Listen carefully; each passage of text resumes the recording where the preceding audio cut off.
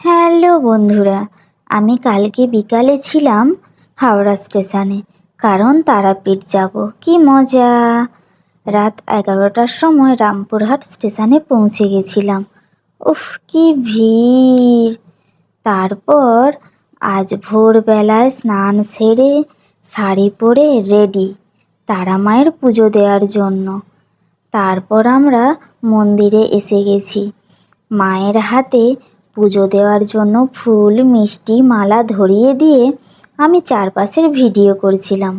পুজো দেওয়ার জন্য লম্বা লাইন, আর লাইনের পাশেই মায়ের ভোগ রান্না চলছে। বাবা, কত বড় কড়ায় রান্না চলছে! এখানে শুক্তো, আমড়ার চাটনি, পায়েস রান্না হয়েছে। শুনেছি মায়ের প্রিয় ভক্ত বামাখ্যাপা আমড়ার চাটনি খেতে খুব পছন্দ করেন। আর এদিকে দেখো পায়েস, আরও বিভিন্ন রকম সবজির তরকারি। পুজো দেওয়ার লাইনে দাঁড়িয়ে দাঁড়িয়ে সবার মুখ শুকনো হয়ে গেছে। আমরাও ক্লান্ত হয়ে বসে পড়েছি। মন্দিরে পৌঁছে গেলাম। এখানে হোমযজ্ঞ চলছে। রোদের ভীষণ তাপ দুপুরবেলা, আর ভিডিও করা যাচ্ছে না। তারপর পুজো দেওয়া হয়ে গেল।